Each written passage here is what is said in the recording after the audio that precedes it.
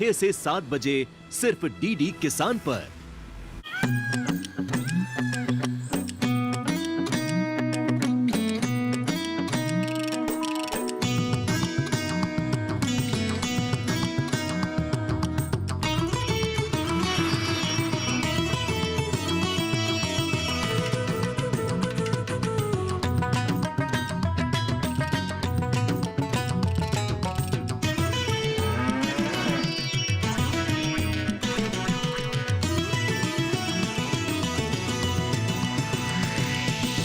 DD किसान, बदलते भारत की शान।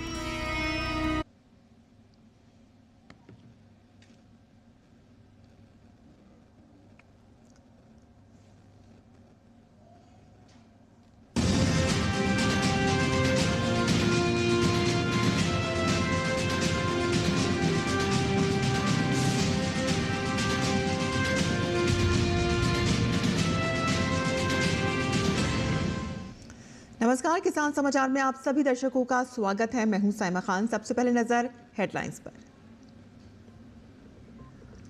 केंद्रीय कृषि एवं किसान कल्याण मंत्री शिवराज सिंह चौहान ने उत्तर प्रदेश व गुजरात में उपज खरीदी के लिए दी मंजूरी। उत्तर प्रदेश में मूंग, तिल, मूंगफली और गुजरात में सोयाबीन खरीदने की मंजूरी। किसानों के हित में पूरी खरीद प्रक्रिया पारदर्शी तरीके से करने के कृषि मंत्री ने दिए निर्देश।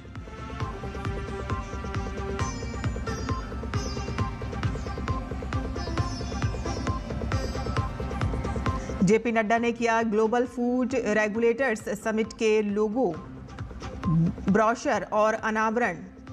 26 से 27 सितंबर तक भारत मंडपम में होगा GFRS का आयोजन। मत्स्य पालन, पशुपालन एवं डेयरी मंत्रालय के अंतर्गत जागरूकता कार्यक्रम आयोजित। 1 लाख से अधिक पशुपालकों ने लिया भाग। मंत्रालय के सचिव नरेश पाल गंगवार ने टिकाऊ पशुधन प्रबंधन में आयुर्वेद की भूमिका को बताया अहम। देश के कई जगहों पर बारिश होने की संभावना। मौसम विभाग ने पश्चिम बंगाल, उड़ीसा, छत्तीसगढ़, बिहार में मूसलाधार राज्यों में भारी बारिश की संभावना। उत्तरी ओडिशा और उत्तर पश्चिमी बंगाल की खाड़ी के तटीय क्षेत्रों में कम दबाव का बना हुआ है क्षेत्र। और अब समाचार विस्तार से। केंद्रीय कृषि एवं किसान कल्याण और ग्रामीण विकास मंत्री शिवराज सिंह चौहान ने खरीफ 2025-26 के लिए उत्तर प्रदेश और गुजरात में प्रमुख दलहन एवं तिलहन फसलों की खरीद को स्वीकृति दी है। किसानों से उड़द व तूर की 100% खरीद के लिए शिवराज सिंह चौहान ने मंजूरी दी है, तो वहीं उत्तर प्रदेश में मूंग, तिल, मूंगफली तथा गुजरात में सोयाबीन, मूंग व मूंगफली भी खरीदने की अनुमति प्रदान की गई है। किसानों के हित में पूरी खरीद प्रक्रिया को पारदर्शी तरीके से करने के लिए शिवराज सिंह चौहान ने इन राज्यों को निर्देश दिए और साथ ही कहा कि दोनों राज्यों में 13,890.60 करोड़ रुपए की उपज खरीदी से किसानों को लाभ होगा।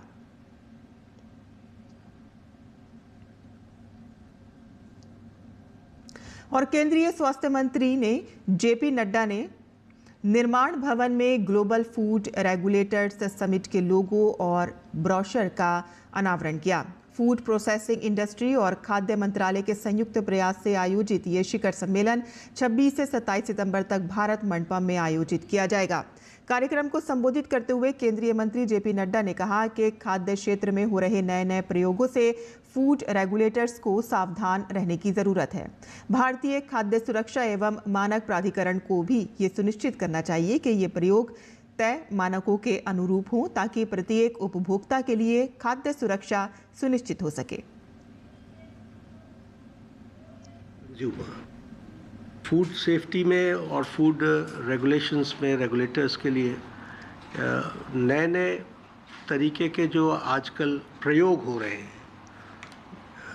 उन प्रयोगों से फूड रेगुलेटर्स को अलर्ट रहने की आवश्यकता है। तो उसमें रेगुलेट करना, इसके लिए the food safety standards authority of India को has to be to the mark so that the safety of food is ensured to the consumer. प्रधानमंत्री नरेंद्र मोदी दिल्ली के भारत मंडपम में 25 सितंबर को वर्ल्ड फूड इंडिया 2025 का उद्घाटन करेंगे। केंद्रीय खाद्य प्रसंस्करण उद्योग मंत्री चिराग पासवान ने बताया कि 25 से 28 सितंबर तक नई दिल्ली में वर्ल्ड फूड इंडिया 2025 का आयोजन किया जाएगा, जिसमें 23 देशों और 25 से प्रदेशों से 1700 से अधिक एग्जीबिटर्स हिस्सा ले रहे हैं और इसमें न्यूजीलैंड, सऊदी अरब, रूस, यूएई, जापान और वियतनाम जैसे देश भी शामिल हैं। सोच वर्ल्ड फूड इंडिया के पीछे की यही रही है कि किस तरीके से हम लोग भारतीय खाद्य पदार्थों को, उसकी गुणवत्ता को और ज़्यादा कैसे बढ़ाया जा सके। नई टेक्नोलॉजी जो संभवतः देश दुनिया में इस्तेमाल की जा रही है, देश के अलग अलग राज्यों में या ग्लोबली जिन टेक्नोलॉजीज़ का इस्तेमाल किया जा रहा है, कैसे उसको एक मंच पर लाकर वो मौका दें एक दूसरे के साथ उसको साझा करने का। इस सोच के साथ वर्ल्ड फूड इंडिया का आयोजन चौथा एडिशन है ये, और पिछले 3 एडिशन में जिस तरीके से हम लोगों ने एक ग्रोथ देखी है वर्ल्ड फूड इंडिया में पार्टिसिपेशन को लेकर, एक्साइटमेंट को लेकर, exchange of technologies, ideas, innovation, startups, और या फिर जिस तरीके से MOUs इसमें साइन होते हैं, तो ये अपने में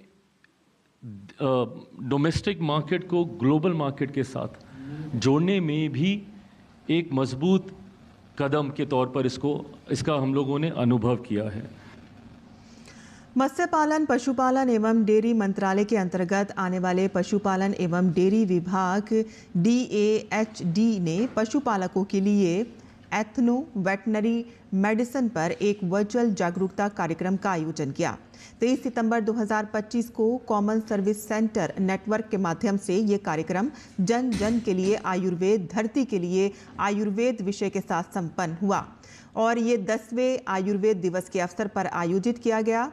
DAHD के सचिव नरेश पाल गंगवार की अध्यक्षता में आयोजित इस कार्यक्रम में 23 राज्यों तथा केंद्र शासित प्रदेशों के 2000 से अधिक CSC केंद्रों के पशुपालक एक साथ जुटे और 1 लाख से अधिक किसानों ने इसमें भाग लिया।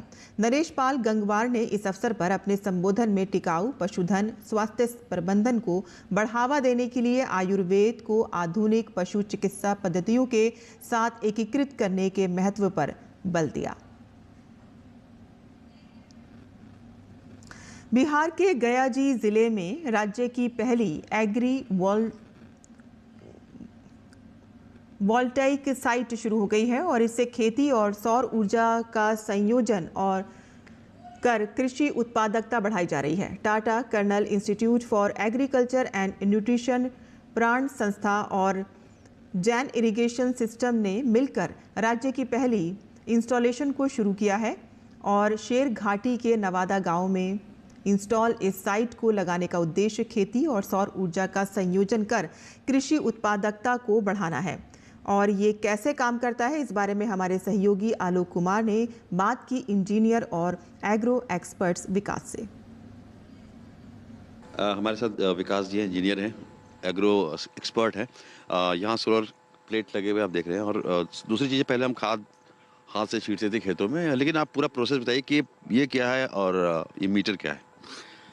दिनों दिन जैसे जनसंख्या बढ़ रही है, ज़मीन घट रहा है, ठीक है, तो किसान पहले हाथ से मैनुअली खाद छींटते थे।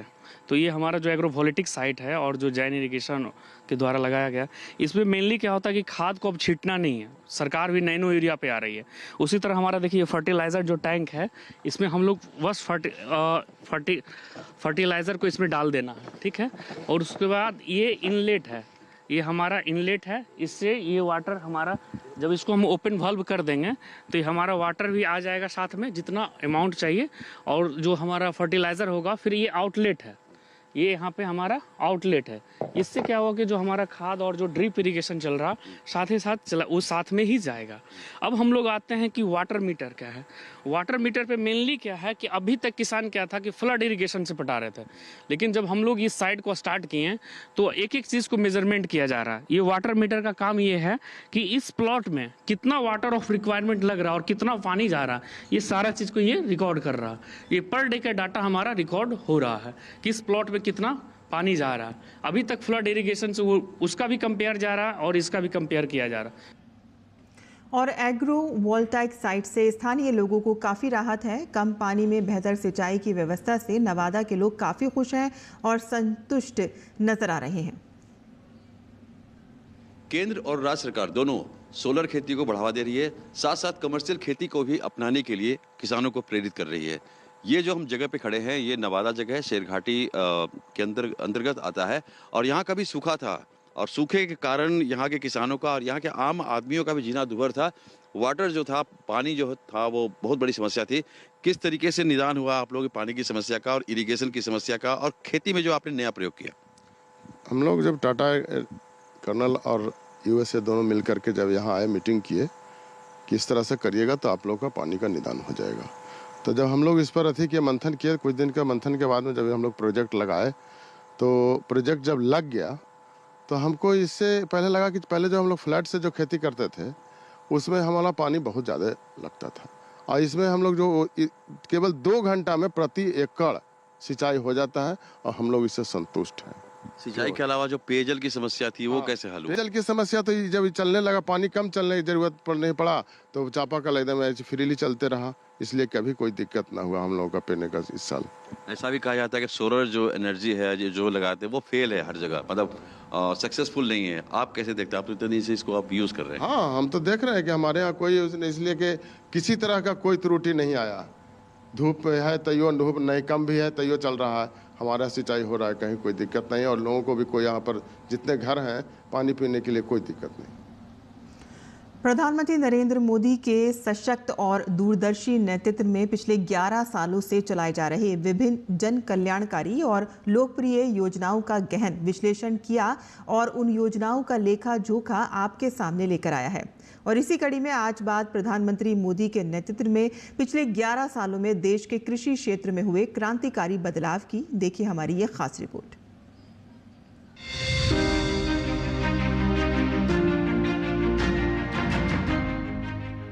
भारत की अर्थव्यवस्था की रीढ़, हमारी संस्कृति की आत्मा और हमारे भविष्य का आधार, यही है भारत का किसान। प्रधानमंत्री नरेंद्र मोदी के नेतृत्व में भारतीय कृषि ने न केवल आत्मनिर्भरता की ओर कदम बढ़ाया है, बल्कि वैश्विक मंच पर अपनी मजबूत पहचान भी बनाई है। बीज से बाजार तक भारत की कृषि नीति का नया दर्शन अब सिर्फ नारा नहीं, बल्कि जमीनी सच्चाई बन चुका है। छोटे किसान हो या महिला स्वयं सहायता समूह, डेयरी हो या मत्स्य पालन, हर क्षेत्र में अब दिखाई दे रहा है बदलाव का असर। स्वतंत्रता दिवस पर लाल किले के प्राचीर से प्रधानमंत्री नरेंद्र मोदी ने कहा, भारत का किसान निर्भरता से आत्मनिर्भरता तक राष्ट्र की यात्रा का आधार है। भारत सरकार ने पशुधन, डेयरी, मत्स्य पालन तथा खाद्य प्रसंस्करण जैसी संबद्ध गतिविधियों को बढ़ावा देने के साथ साथ ग्रामीण क्षेत्रों में गैर कृषि रोजगार के अवसर भी बढ़ाए हैं। भारत दुनिया का सबसे बड़ा मछली उत्पादक देश है, जिसकी वैश्विक मछली उत्पादन में लगभग 8% हिस्सेदारी है। पिछले 1 दशक में भारत के मत्स्य पालन क्षेत्र में उल्लेखनीय वृद्धि और परिवर्तन देखा गया है। मछली उत्पादन 2013-14 के 96 लाख टन से बढ़कर 2024-25 में 195 लाख टन हो गया है, यानी इसमें 104% की वृद्धि हुई है। इस योजना की वजह से मछली और नाव जैसे जाल जो से उपकरण चूसे हमें कर रहे हैं, इसकी वजह से हमारा जिंदगी बहुत ऊंचा हुआ है।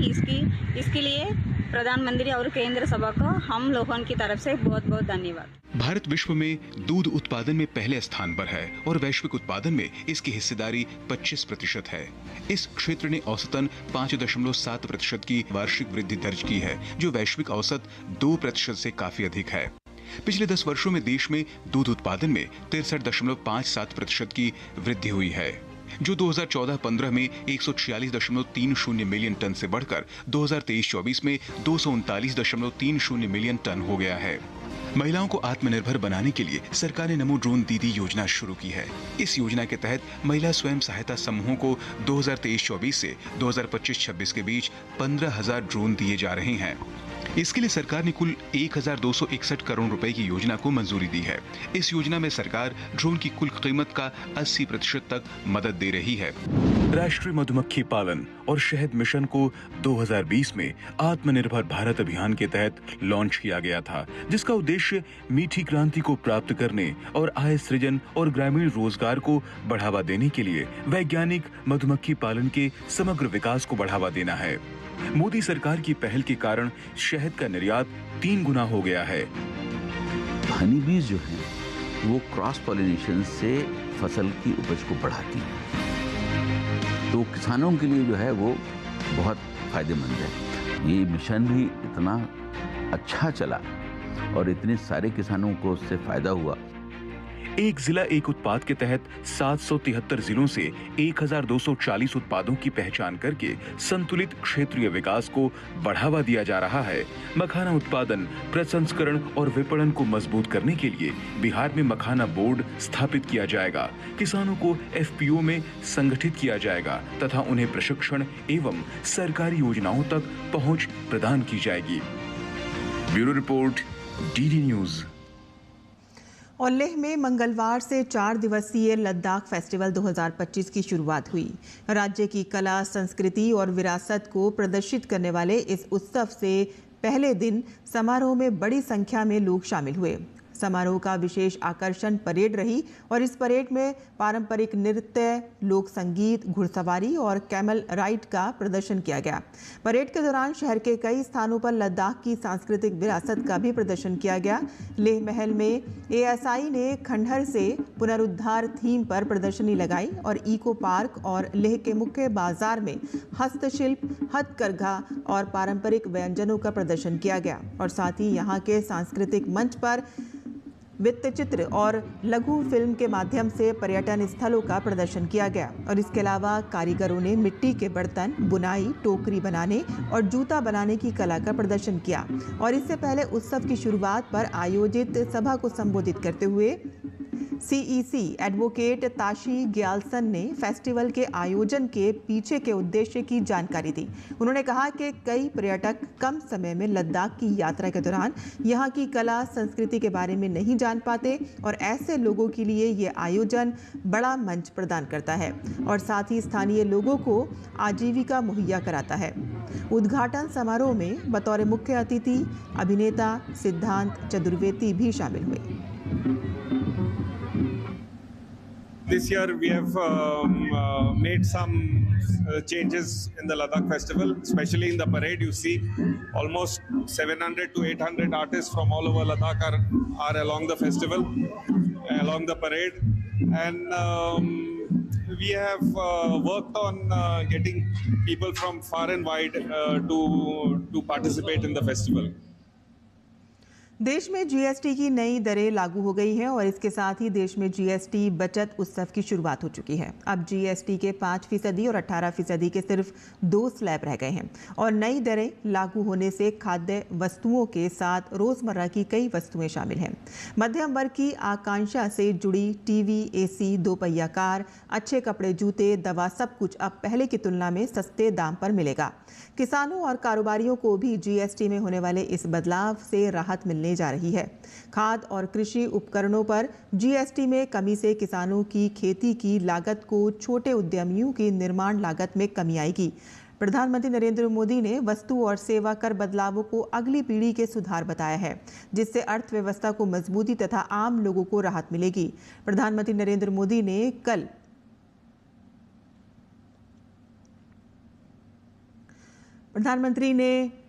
राष्ट्र के नाम संबोधन में एक नए आत्मनिर्भर और सशक्त भारत के निर्माण का रोड मैप पेश किया।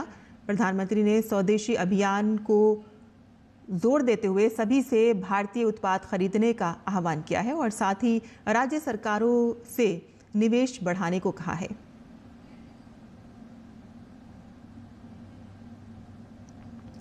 और देश के कई राज्यों में भारी बारिश होने की संभावना है। वहीं मौसम विभाग ने पश्चिम बंगाल, ओडिशा, छत्तीसगढ़, बिहार, झारखंड, मध्य प्रदेश, तेलंगाना और विदर्भ में मूसलाधार बारिश होने की संभावना जताई है। आईएमडी के अनुसार गंगा के मैदानी इलाकों से सटे पश्चिम बंगाल, उत्तरी ओडिशा और उत्तर पश्चिमी बंगाल की खाड़ी के तटीय क्षेत्रों में कम दबाव का क्षेत्र बना हुआ है।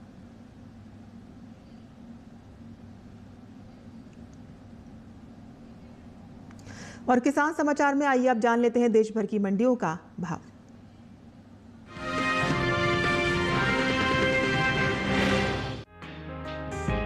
मंगलवार को ज्यादातर उत्तर प्रदेश की मंडियों में मसूर की आवक दर्ज की गई। हाजिर भाव पर नजर डालें तो 23 सितंबर को मसूर के सौदों में उतार चढ़ाव देखने को मिला। एग्मार्कनेट के मुताबिक उत्तर प्रदेश की फैजाबाद मंडी में 22 सितंबर को मसूर की कीमत थी 7,000 रुपए। 23 सितंबर को इसके सौदों में 30 रुपए की तेजी आई और भाव हो गया 7,030 रुपए। राज्य की ही लखीमपुर मंडी में इसी तरह मसूर के भाव में मजबूती दर्ज की गई। 22 सितंबर को यहां मसूर की कीमत रही 6,630 रुपए। 23 सितंबर को इसके सौदे 10 रुपए बढ़कर 6,640 रुपए पर हुए, जबकि रामपुर मंडी में मसूर के भाव में नरमी रही। यहां 22 सितंबर को इसका भाव रहा 7,100 रुपए, जो कि 23 सितंबर को 50 रुपए गिरकर 7,050 रुपए पर आ गया। हालांकि पश्चिम बंगाल की इंग्लिश बाजार मंडी में मसूर के सौदे स्थिर भाव पर हुए। यहां दोनों दिन यानी 22 और 23 सितंबर को मसूर बिना किसी बदलाव के 9,000 रुपए पर बिकी। मसूर की पैदावार की बात करें तो इस साल रबी मसूर की पैदावार में कमी देखने को मिल सकती है। कृषि मंत्रालय की ओर से जारी तीसरे अग्रिम अनुमान के मुताबिक साल 2024-25 के दौरान देश में रबी मसूर की उपज 17,72,000 टन होने का अनुमान जताया गया है, जबकि बीते साल की समान अवधि के दौरान मसूर की उपज 17,91,000 टन ही रही थी। यानी इस साल रबी मसूर की पैदावार में तकरीबन 19,000 टन की गिरावट देखने को मिल सकती है। अनुमान है कि इसका असर मसूर के बाजार भाव पर पड़ सकता है।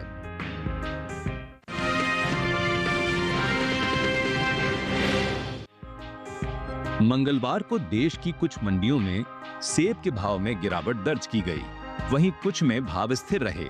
गुजरात की पोरबंदर मंडी में 22 सितंबर को सेब का भाव 6,000 रुपए प्रति क्विंटल रहा। 23 सितंबर को इसमें कोई बदलाव नहीं हुआ और भाव 6,000 रुपए प्रति क्विंटल पर स्थिर बना रहा। इसी तरह पंजाब की लुधियाना मंडी में भी पिछले 2 दिनों के दौरान भाव स्थिर रहे। यहाँ 22 और 23 सितंबर को सेब की कीमत 3,000 रुपए प्रति क्विंटल दर्ज की गई। वहीं राजस्थान की जोधपुर मंडी में इस दौरान गिरावट देखने को मिली। 22 सितंबर को सेब का भाव रहा 6,000 रुपए प्रति क्विंटल, जो 23 सितंबर को 500 रुपए की नरमी के साथ घटकर 5,500 रुपए प्रति क्विंटल पर आ गया। साथ ही उत्तर प्रदेश की लखीमपुर मंडी में 23 सितंबर को सेब का भाव 60 रुपए गिरकर 7,560 रुपए से 7,500 रुपए पर आ गया। सेब के निर्यात पर नजर डालें तो एपीडा की ओर से हाल ही में जारी ताजा आंकड़ों के मुताबिक सेब के निर्यात में कमी आई है। वित्त वर्ष 2023-24 के दौरान देश से होने वाले सेब का निर्यात 21,852 मीट्रिक टन का हुआ है, जबकि बीते साल इस दौरान सेब का निर्यात 52,875 मीट्रिक टन का हुआ था। यानी साल 2023-24 के दौरान सेब के निर्यात में 31,023 मीट्रिक टन की कमी देखने को मिली है।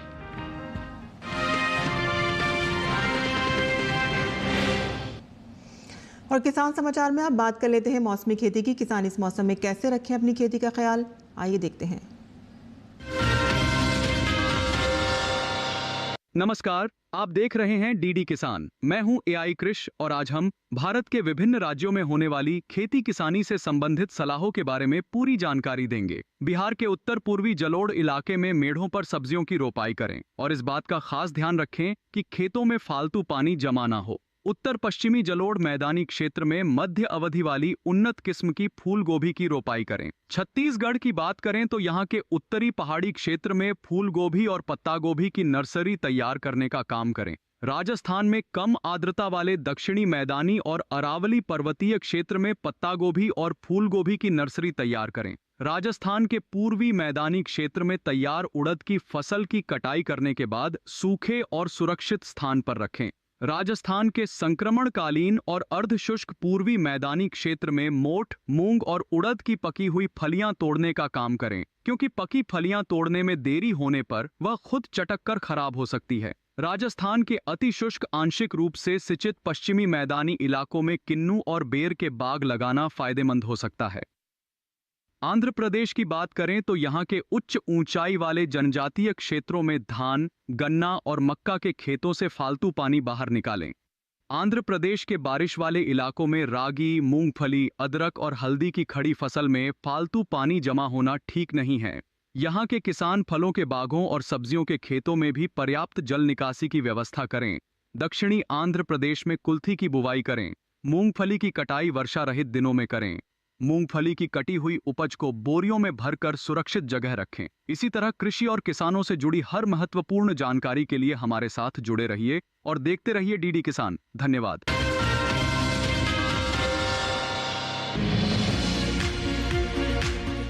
इस समय पालक की बुआई की जा सकती है। पालक को मैदानी और पहाड़ी दोनों क्षेत्रों में बोया जा सकता है। वैसे तो इसे किसी भी प्रकार की मिट्टी में बोया जा सकता है, फिर भी दोमट मिट्टी इसके लिए सर्वोत्तम मानी जाती है। अलग अलग राज्यों के लिए अलग अलग किस्में हैं। किसान वैज्ञानिकों से सलाह लेकर बीज का चुनाव कर सकते हैं। अच्छी नमी से बुआई करने पर तुरंत सिंचाई की जरूरत नहीं पड़ती।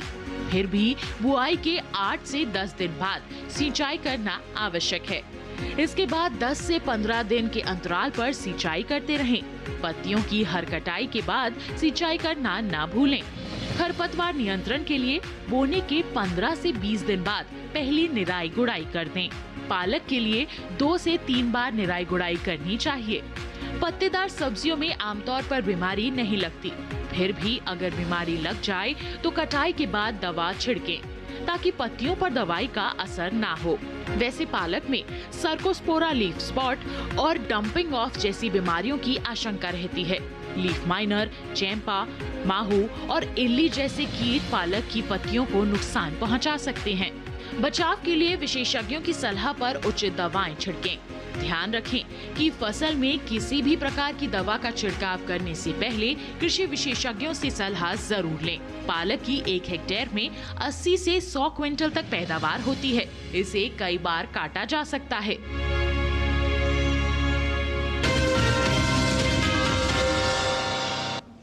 और खेती किसानी के साथ साथ आइए नजर डाल लेते हैं कुछ और महत्वपूर्ण खबरों पर। खास खबर में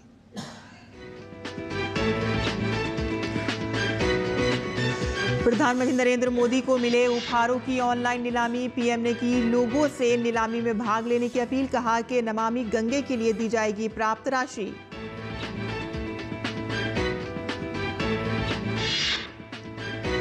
रेल मंत्री अश्वनी वैष्णव ने बताया कि वंदे भारत स्लीपर ट्रेन जल्द की जाएगी शुरू। उन्होंने बताया कि पहली ट्रेन सभी जरूरी परीक्षण और ट्रायल रन सफलतापूर्वक पास कर चुकी है और वर्तमान में दिल्ली के शकूर बस्ती कोच डिपो में खड़ी है। जातिगत सर्वेक्षण पर कर्नाटक सरकार का यू टर्न। 14 जातियों में ईसाई नाम किए रद्द। बीजेपी ने हिंदू धर्म को विभाजित करने की साजिश का लगाया था आरोप। भाजपा सांसद और एक राष्ट्र एक चुनाव से जुड़े बिल पर जेपीसी अध्यक्ष पीपी चौधरी ने कहा कि एक देश एक चुनाव में जो आर्थिक पहलू है, इसमें अर्थव्यवस्था का बड़ा रोल है। आंध्र प्रदेश के विजयवाड़ा में शारदीय नवरात्रि के तीसरे दिन मंदिरों में भक्तों की भीड़ उमड़ी। आज तीसरे दिन मां चंद्र घंटा की पूजा की जाती है।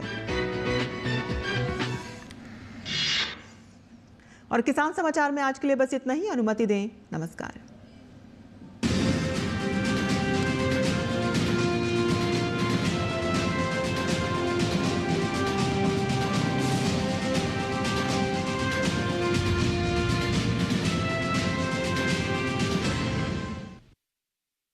मन की बात है जन जन की। संघर्षों के कुछ किस्से, कहानी कुछ सफलताओं की, अनकही विरासत की, उम्मीदें नए भारत की। महीने के आखिरी रविवार का रहता है इंतजार। मलयाचल के आंचल से विंध्याचल के आंगन तक, ब्रह्मपुत्र के घाट से हिमालय के विस्तार तक होती है मन की बात प्रधानमंत्री के साथ।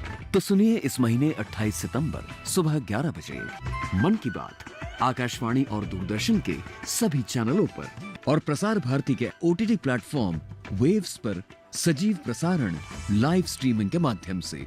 इसके अतिरिक्त आकाशवाणी और दूरदर्शन के YouTube चैनल और प्रसार भारती के ऐप न्यूज ऑन एयर पर सजीव प्रसारण लाइव स्ट्रीमिंग के माध्यम से। तो याद रखें, रविवार 28 सितंबर सुबह 11 बजे मन की बात। विज्ञान से किसान को हम जोड़ना चाहते हैं और इसलिए हम शुरू कर रहे हैं अब आधुनिक कृषि चौपाल। उस चौपाल में हमारे किसान भाई बहन होंगे और हमारे वैज्ञानिक होंगे और वैज्ञानिक किसानों को बताएंगे कि ये वैरायटी गेहूं की है या धान की है या बाजरा की है या ज्वार की है। किसान सवाल भी पूछेंगे और उपयोग करने के तरीके भी उनको बताए जाएंगे। किसान इसका प्रयोग करेंगे अपने खेत में और अपने देश की समृद्धि भी बढ़ाएंगे और किसान भी समृद्ध होगा। देखिए कार्यक्रम कृषि चौपाल विज्ञान से किसान तक हर माह के दूसरे शनिवार को दोपहर 2 बजे सिर्फ दूरदर्शन किसान पर।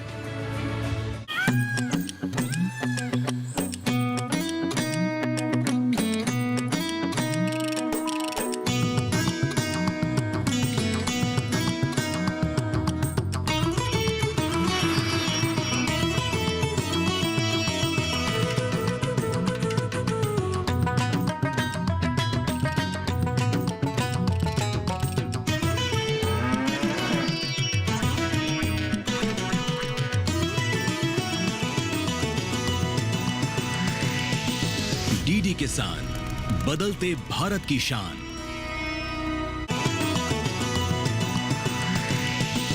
डीडी किसान, बदलते भारत की शान।